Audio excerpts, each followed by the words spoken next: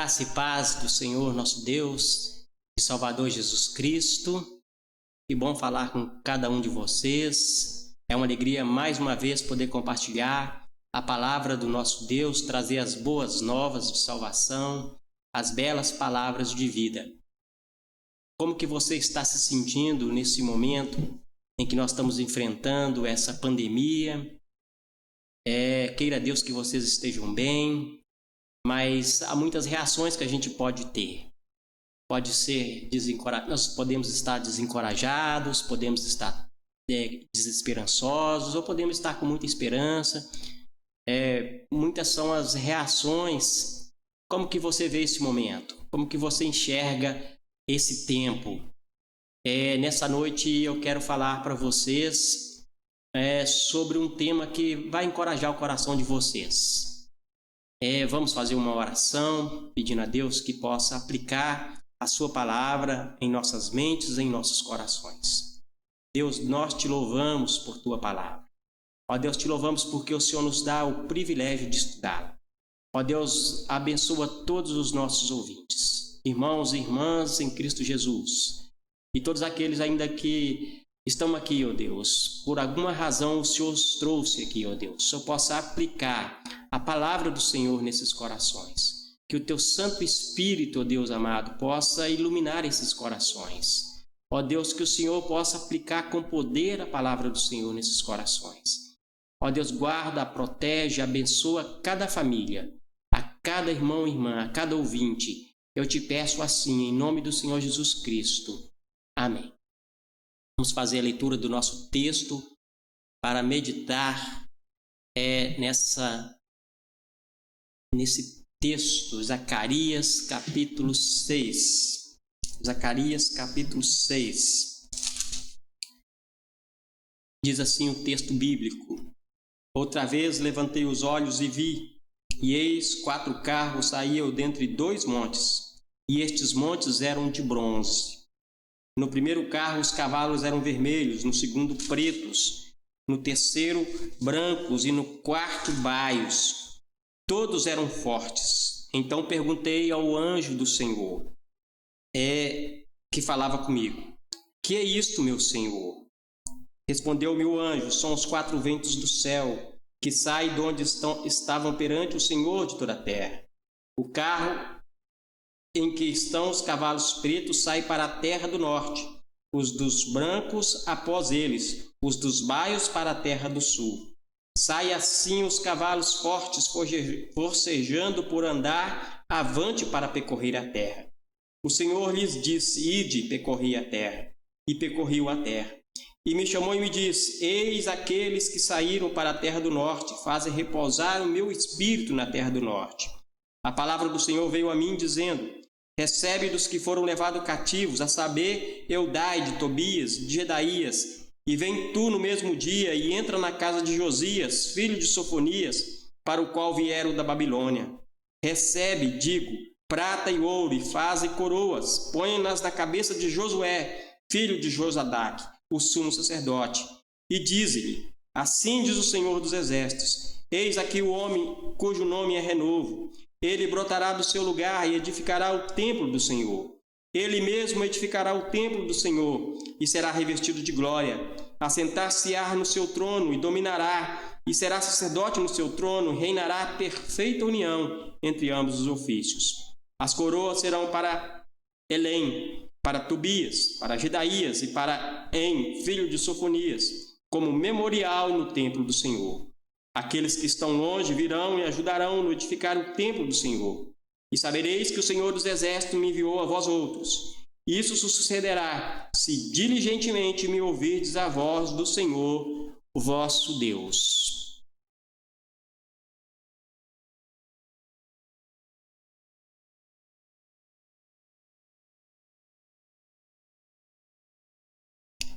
Bom, vamos tratar nesse texto.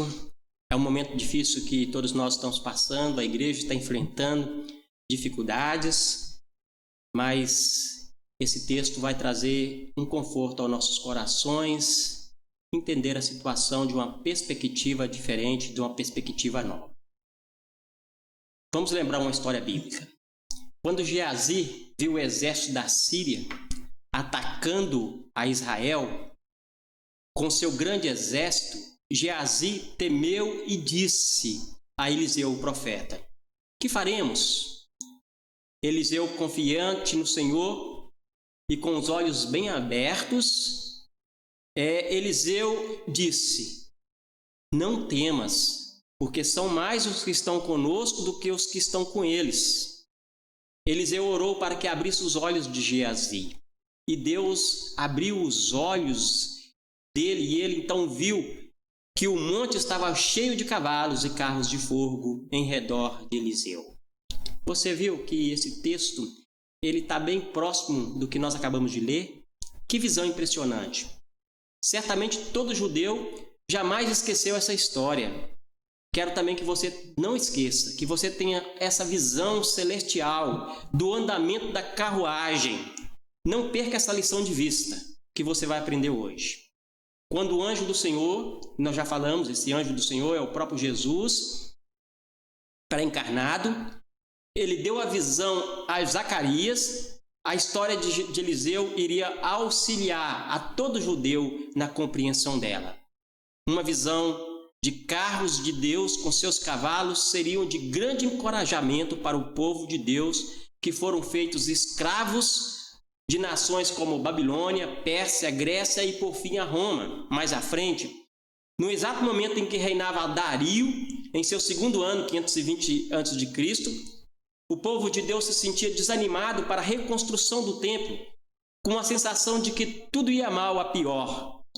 E Zacarias, por ordem de Deus, foi estimulado com essas visões e com ordens, palavras, profecias para reconstruir o templo, tendo em vista o plano redentivo de Deus. Essa história talvez pode nos auxiliar nesse momento em que talvez nós temos olhado para a igreja com a perspectiva derrotista, com a perspectiva de que as coisas não estão indo bem para a igreja de Deus, não só para a igreja como para o mundo. Zacarias recebeu essa última visão no ano 520 a.C. Naquela noite, ele ficou perturbado com isso e ele fez perguntas ao Senhor Jesus, ao anjo do Senhor.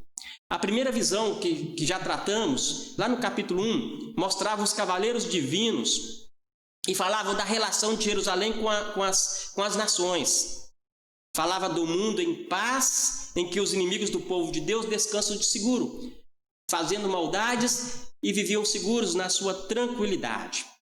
Zacarias recebeu essa última visão no ano 520 de Dario, antes de Cristo, do segundo ano de Dario. Aqui Deus vai perturbar a paz daqueles que se levantam contra o povo de Deus. Deus está defendendo o seu povo. Deus salva o seu povo. Isso é encorajador para cada um de nós que desejamos servir na obra do Senhor e para aqueles dos dias de Zacarias, os judeus que foram, os remanescentes que foram para edificar o templo e renovar a nação. Precisamos nos encorajar com essas palavras. Agora eu queria que você fizesse um exercício de imaginação, como nós já fizemos no outro texto que nós pregamos aí. Você pode procurar aí no YouTube. Você vai encontrar essa pregação, os crones de Deus. Vamos tentar aqui imaginar, o drone de Deus, perdão. Vamos tentar aqui imaginar, de novo, nesse exercício de imaginação. Imagine um grande computador. Este computador é o mundo. Com seu programa Windows, que significa janela, o formato da tela do seu grande computador é 2 montes, com cor de bronze.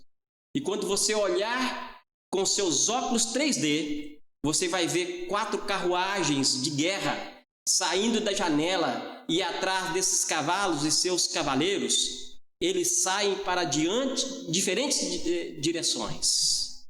Você conseguiu visualizar? Usamos aqui a ilustração do Windows, da janela do Windows, do computador, porque é uma coisa que você está mexendo todo dia.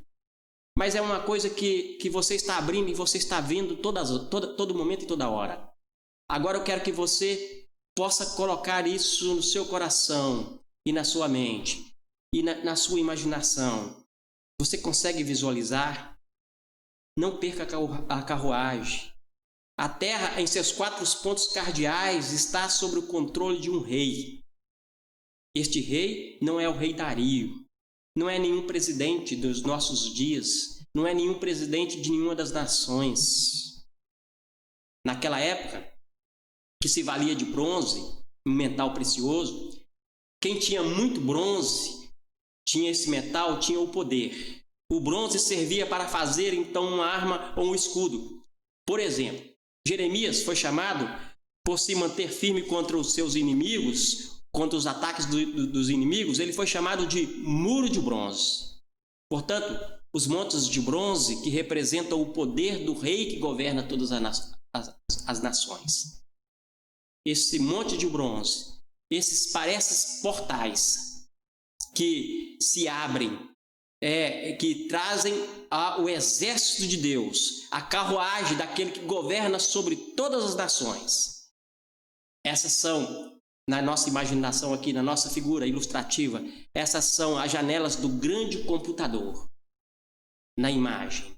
Ou seja, Deus governa com poder o mundo. João Calvino interpreta esses montes como o conselho oculto de Deus. O conselho poderoso de Deus que governa todas as nações são muitas vezes imperceptíveis pelas pessoas em todo o mundo. Apenas algumas pessoas conseguem ver. Estes são os fiéis. Estes são aqueles que possuem o óculo 3D, ou podemos dizer, a iluminação do Espírito de Deus para enxergar essas coisas. É isso que nós pedimos aí logo no início da nossa oração, pedindo que o Espírito de Deus possa iluminar os nossos corações para nós compreendermos a vontade de Deus. Os carros, eles saíam para esmagar as forças inimigas do povo de Deus, puxados por cavalos de diferentes cores, vermelhos, pretos, brancos e baios. Todos eram fortes. Esta mesma visão você pode encontrar lá em Apocalipse capítulo 6, na abertura dos selos. O cavalo branco sai vencendo para vencer, o cavalo vermelho veio para derramar sangue na guerra, o cavalo preto veio para trazer aflição e morte, e o cavalo baio trazia todo tipo de peste. E se nós fosse fazer uma aplicação desse texto de Apocalipse e também do texto de Apocalipse de Zacarias, nós podemos ver que nós estamos presenciando um tipo de cavalo preto, aonde ele traz aflição e morte na vida das pessoas. Em Zacarias vê os carros poderosos estão diante de Deus. Esta é uma figura da soberania de Deus sobre o mundo. Eles estão prontos para seguir adiante com rapidez e poder do vento, para cumprir a ordem. Eles percorrem toda a terra. O primeiro carro, pretos, que significa luto e morte, sai em direção a Mesopotâmia e Babilônia. Os maiores desgraças do povo de Deus, você vai ver que veio dessa direção. Deus leva a morte aos inimigos de Deus. Os carros brancos saíam para o ocidente, que significa conquista. Nós sabemos que a Grécia, por exemplo, o ocidente, a tradução do grego, do hebraico para o grego, por Alexandre o Grande, foi uma obra que Deus fez para trazer, para preparar o caminho do Senhor. É como hoje nós temos, por exemplo, a internet que dá acesso a todo mundo. Naquela época, a linguagem comum, o grego, hoje nós temos o inglês, fez com que o evangelho chegasse a todas as nações. E aqui então os carros brancos saem para o ocidente, significa conquista. Os baios para o sul, isto é, para o Egito, outra grande ameaça do povo de Deus. Essas manobras mostram que o juízo de Deus vem com juízo para defender o seu povo contra aqueles que se opõem. Devemos entender então aqui o princípio e considerar: Deus castiga, Deus julga, Deus providencia, Deus está ativo no mundo a favor da sua igreja. E a visão conclui com o Espírito de Deus repousando na terra do norte. Isso significa que Deus perturba com as aflições do seu povo. Enquanto o juízo de Deus não chegar, o próprio Espírito de Deus fica inquieto. Ele só descansará quando o juízo for aplicado nos inimigos de Deus. Então, nós temos aí, né, em nossos pontos, nossa pregação, primeiro que nós acabamos de falar, que Deus, ele defende o seu povo. Deus veio para defender o seu povo contra as nações inimigas. Deus age na história para, então, fazer lutar a favor do seu povo.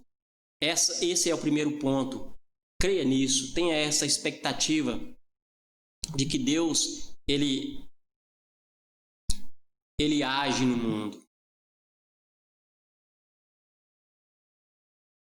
O segundo ponto, Deus é ativo no mundo.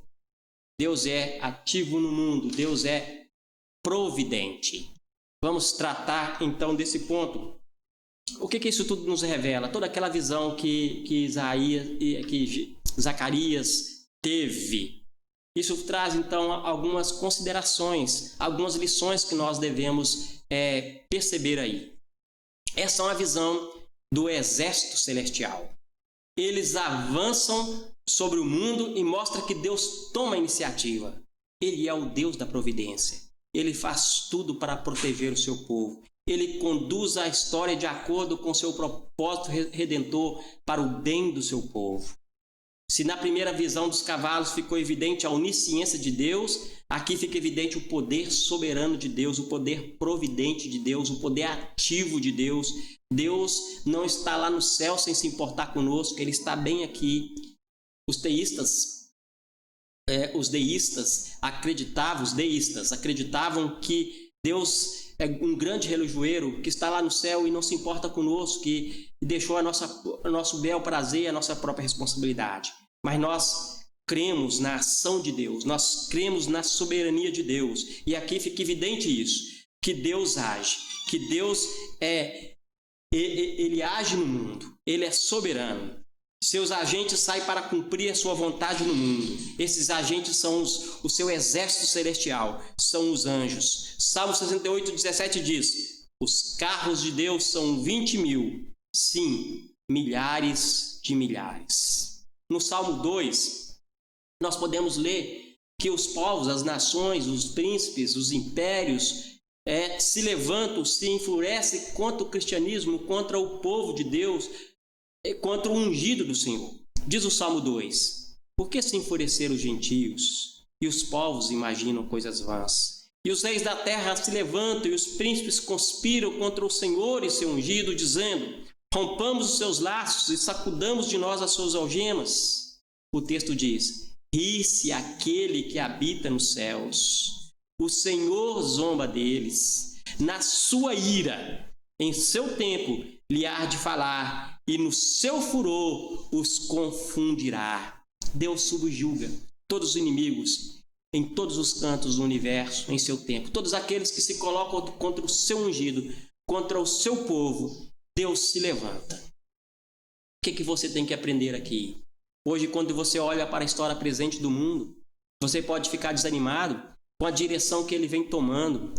A crise econômica, as guerras comerciais, o abuso de poder, o vírus, os conflitos políticos entre direita e esquerda.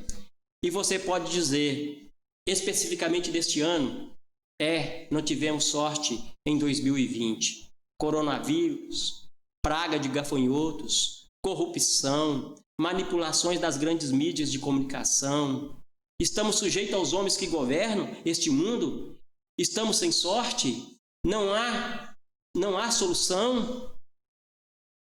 A tendência é que quando nós colocamos nossa confiança nesses governantes, nós ficamos às vezes irritados, sentimos fraudados, desanimados, podemos perder a esperança ou criar uma esperança utópica. Algumas pessoas perderam a esperança, estão preferindo tirar a vida ou viver a vida com o seguinte lema: deixa a vida me levar, leva eu. Outros místicos ainda acreditam em horóscopos, adivinhos, falsas promessas de pregadores que usam deste momento para prender pessoas em uma religião que apenas é usada para fraudar pessoas ingênuas e que colocam que colocam muita fé na palavra desses falsos profetas, que têm o objetivo apenas de acumular suas riquezas ou alimentar o seu ego por poder. Mas a mensagem que nos consola é que Deus é quem dirige o mundo. Deus dirige a boia de uma pequena menina no meio do oceano. Você viu essa história essa semana? Uma pequena menina estava dentro de uma boia no meio do oceano. Deus estava conduzindo aquela boia e lá naquele imenso oceano até encontrar um navio de um cruzeiro onde pessoas o resgataram. Pode parecer que o mundo vai de mal a pior, mas Deus está no controle. Ele dirige nossa boia nesse imenso oceano da vida. Ele é soberano e seus anjos fazem a sua vontade. Tenha essa expectativa. São mais aqueles que estão conosco do que aqueles que estão com eles. Não desanime, encoraja-se, sirva a Deus, o Rei do Universo. Que Deus possa abrir os seus olhos e ver a carruagem de Deus que está a serviço do seu povo em todas as nações. Deus está ativamente envolvido nos afazeres de cada pessoa individualmente ou das nações e sua vontade prevalece sobre todos. Aqui nós podemos aprender que Deus é providente. E isso está naturalmente relacionado à providência de Deus para com seu povo. Deus cuida de nós em cada detalhe. Deus é soberano sobre a terra e sobre os céus Ele é Senhor absoluto. Tudo o que existe e acontece, Deus sabe muito bem. Ele é tremendo. Apesar dessa glória que Ele tem, Ele se importa comigo também. Este amor tão grande encoraja e me eleva a servir a Deus. A providência de Deus estende a cada detalhe da nossa vida. Jesus disse que nenhum pássaro cai da árvore sem que seja do consentimento do Pai Celestial. E Ele vai dizer ainda que nós valemos muito mais do que pardais. Nos grandes acontecimentos do mundo ou nas pequenas coisas, em todas as coisas, o apóstolo Paulo disse: todas as coisas cooperam para o bem daqueles que amam a Deus, daqueles que são chamados segundo o seu propósito. Todas as coisas que Deus faz no mundo é para o bem da sua igreja, é para o bem do seu povo. Tenha essa expectativa dos cavalos de Deus. E o terceiro ponto que nós vamos tratar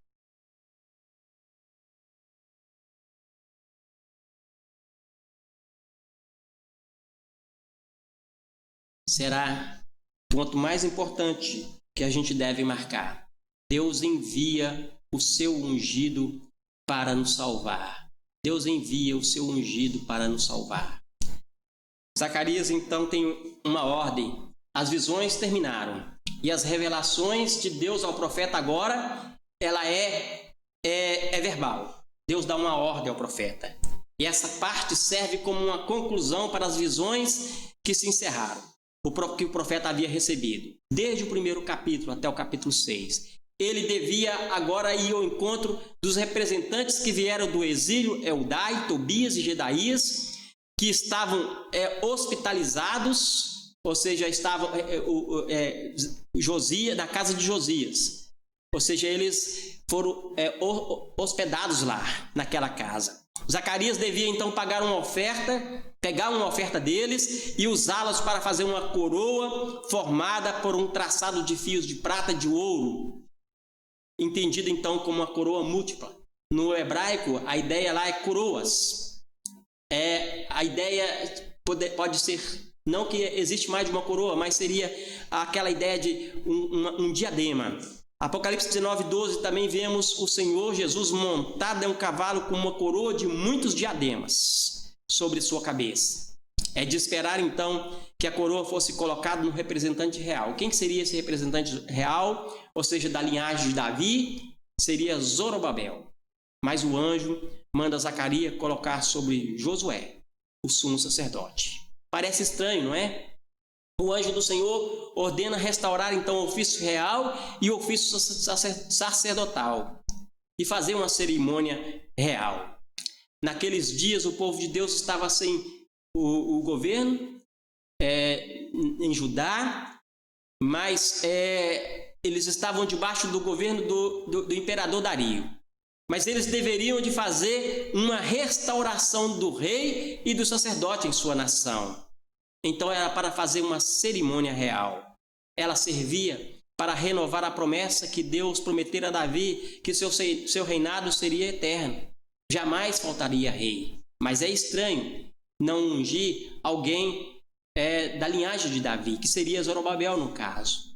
O ato aqui de colocar a coroa no sacerdote é mais um símbolo do que uma rebeldia contra o Império Persa ou contra a linhagem de Davi. Aqui é uma linguagem figurada, é uma linguagem simbólica. Os reis tinham que pertencer à linhagem de Davi e Josué é da linhagem sacerdotal. E então nós vemos aqui que esse Messias, cujo nome é renovo, é uma designação para Messias, Josué de fato não seria o Messias. A coroa não seria entregue a Josué. Depois que nós vemos no texto, fala que depois de colocar a coroa sobre a cabeça de Josué, ela seria levada para o templo como um memorial, como uma memória, como um símbolo.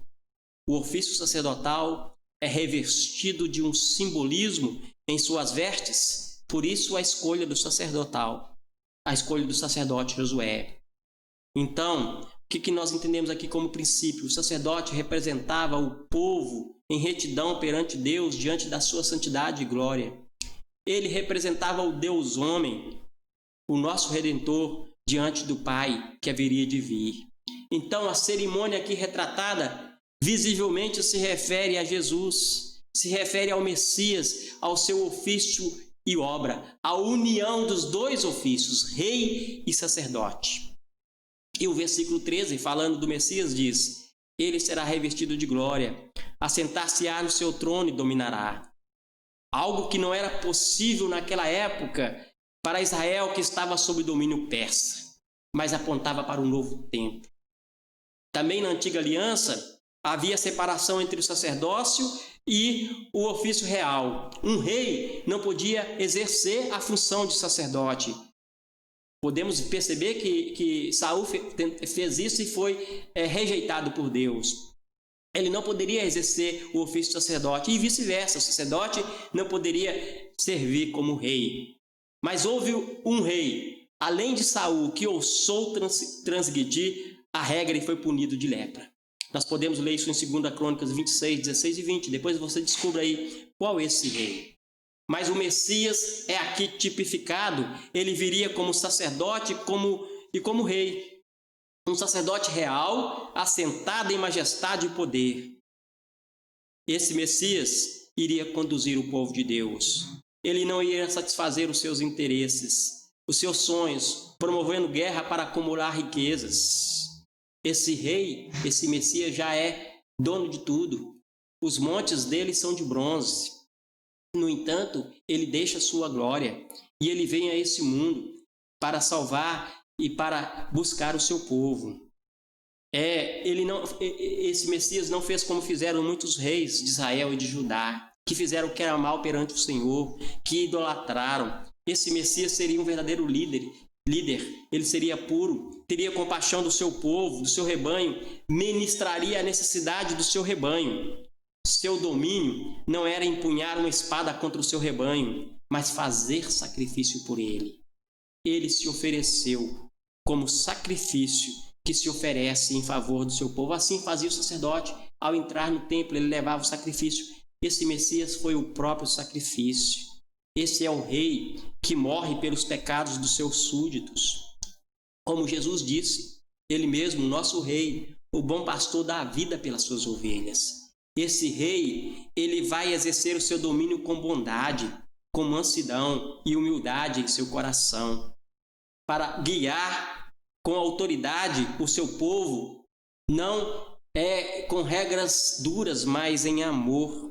Ele também vai exercer o seu poder para defender o seu povo. Aqui também nós vemos, isso nos faz lembrar de novo o Salmo 2. De novo o Salmo 2 diz: eu, porém, constituí o meu rei sobre o santo monte Sião. Proclamarei o decreto do Senhor. ele me disse: Tu és meu filho, eu hoje te gerei.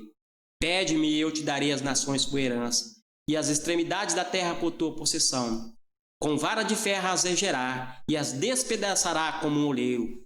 Agora, pois, ó reis, sede prudentes, deixai-vos advertir, juízes da terra. Servi ao Senhor com temor e alegrai-vos nele com tremor. Beijai o filho para que se não se irrite, e não pereçais no caminho, porque dentre pouco se inflamará a ira. Bem-aventurado todos os que nele se refugiam. Os que refugiam nesse rei serão felizes.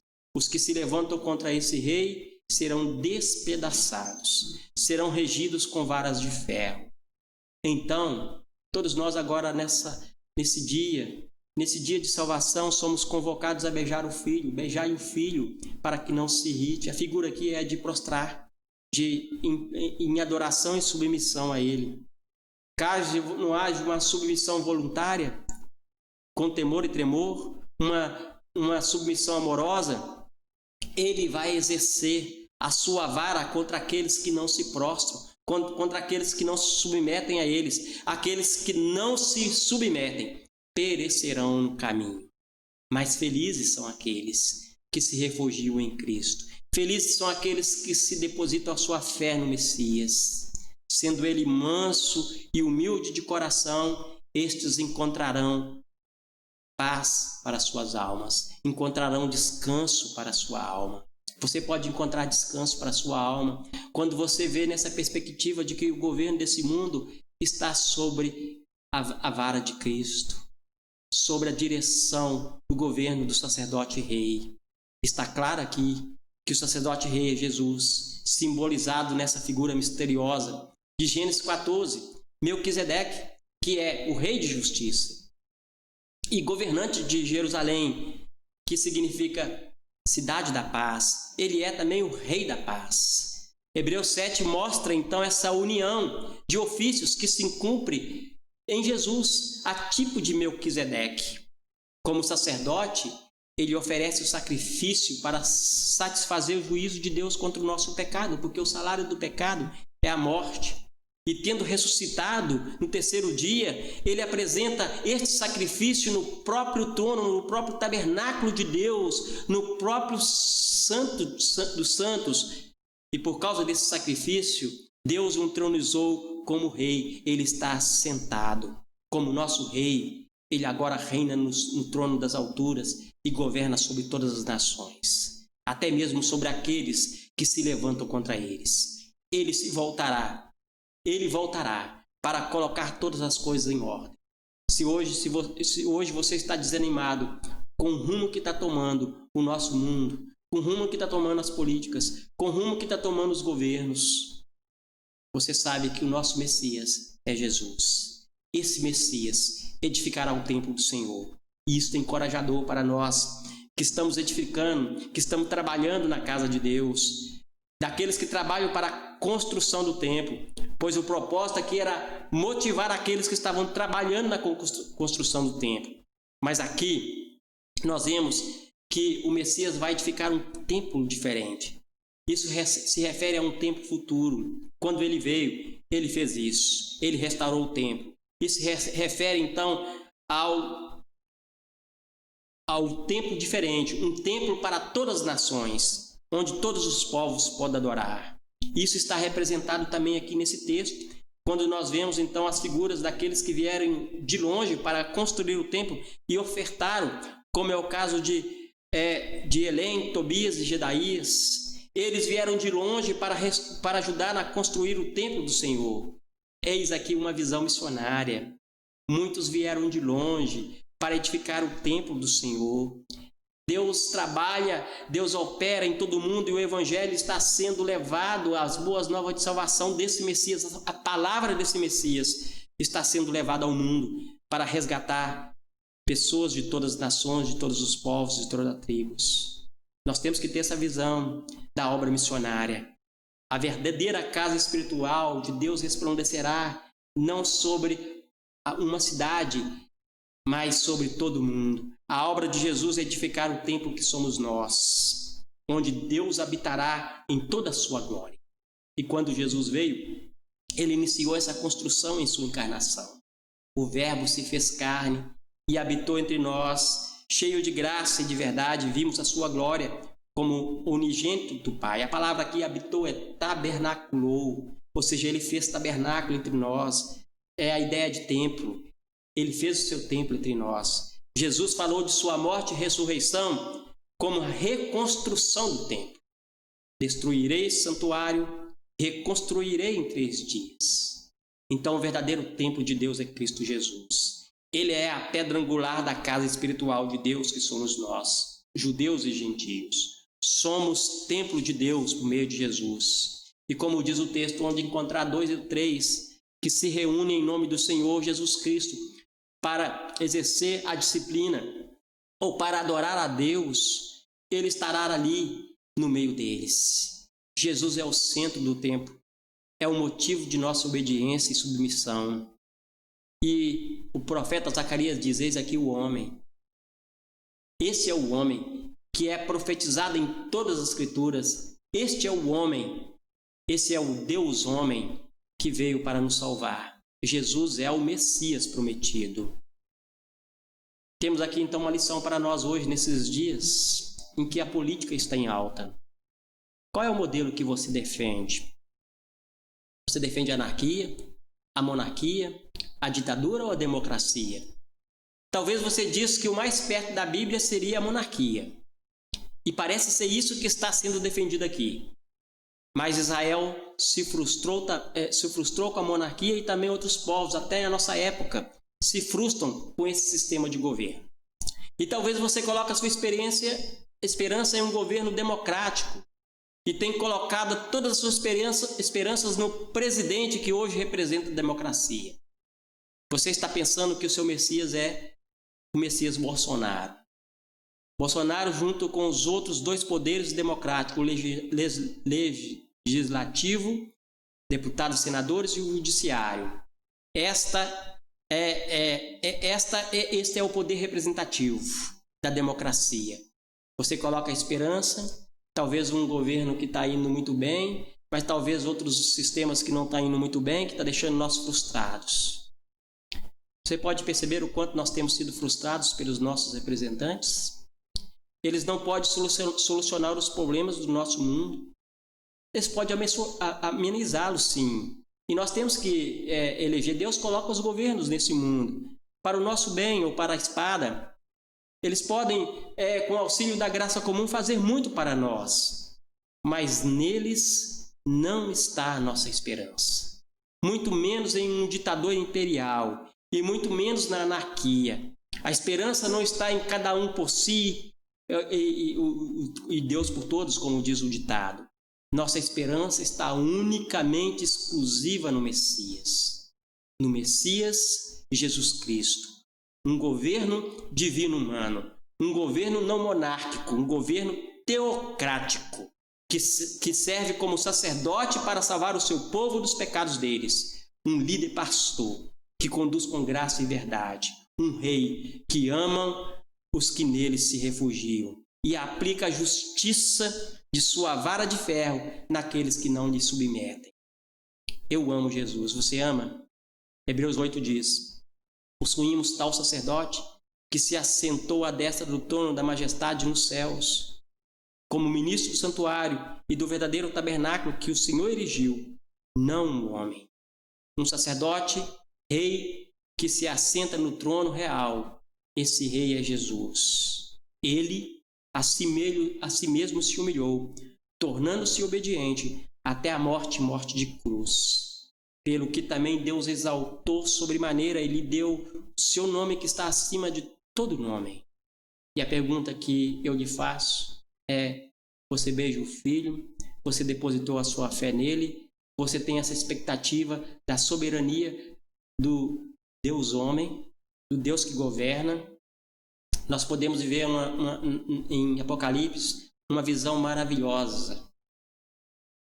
Adoradores no céu e na terra. Multidão louvará o reino eterno de Jesus. Em Apocalipse, Jesus viu um cordeiro como tinha sido morto e diz: entoava um novo cântico dizendo: Digno és de tomar o livro e abrir os selos, porque foste morto e com teu sangue compraste para Deus os que procedem de toda tribo, língua, povo e nação. Você faz parte desse povo? Você está sendo conduzido por esse Cordeiro que deu o seu preço, que deu a sua vida como preço e resgate de muitos? Você recebeu o seu sacrifício? Você está olhando pela fé no sacrifício de Jesus Cristo? Que essa possa ser a sua expectativa. Deus defende os seus. Ele é poderoso. Ele é o Deus que está ativo no mundo. Ele é o Deus da providência. E Ele é o Deus que enviou o seu ungido para nos salvar. Confia em Jesus Cristo. Refugie-se nele. Beijai o Filho, para que não se irrite e não pereçais no caminho. Que Deus possa abençoar o seu coração e aplicar essa palavra em sua vida.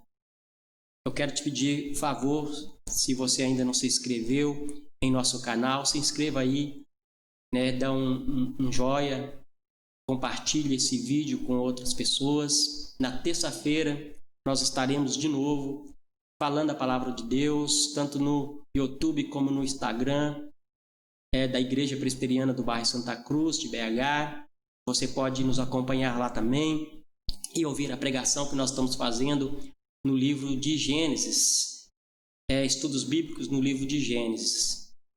Eu te agradeço, que Deus possa abençoar o seu coração e a paz de Deus seja com você e com a sua família. Obrigado.